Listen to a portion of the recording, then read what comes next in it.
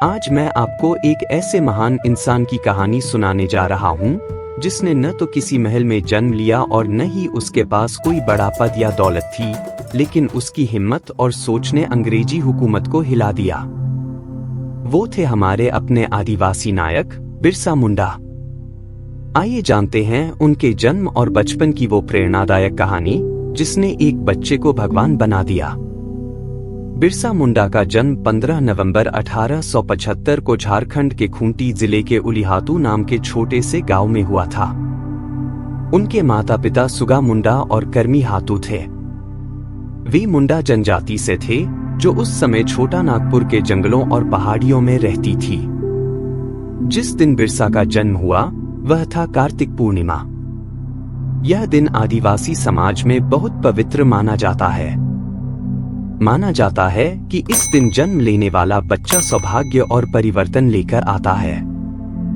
लोग कहते हैं कि बिरसा का जन्म भी किसी साधारण बच्चे का नहीं था, बल्कि एक ऐसे वीर का आगमन था जो अपने लोगों के अधिकारों के लिए खड़ा होने वाला था। उस समय अंग्रेजों का शासन धीरे धीरे आदिवासी इलाकों तक फैल चुका था।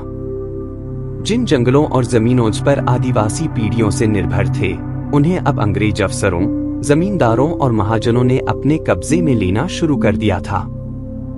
बिरसा का परिवार भी इस अत्याचार का शिकार हुआ।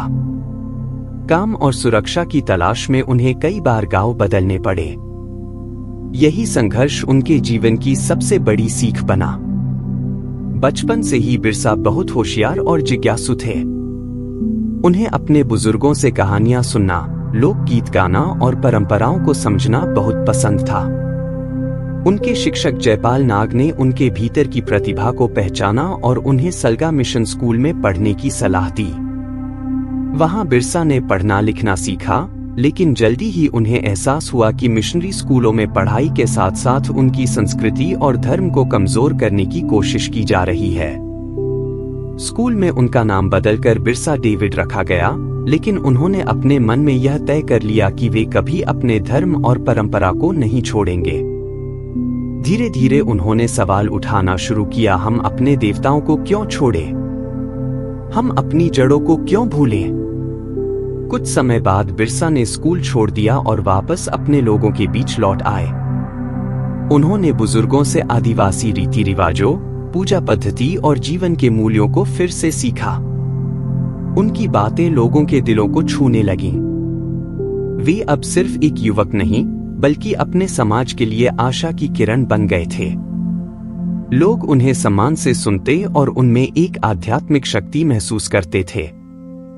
जैसे जैसे बिरसा बड़े हुए, उन्होंने देखा कि अंग्रेज अफसर, मिशनरी और जमींदार मिलकर आदिवासियों को उनकी जमीनों से बेदखल कर रहे हैं।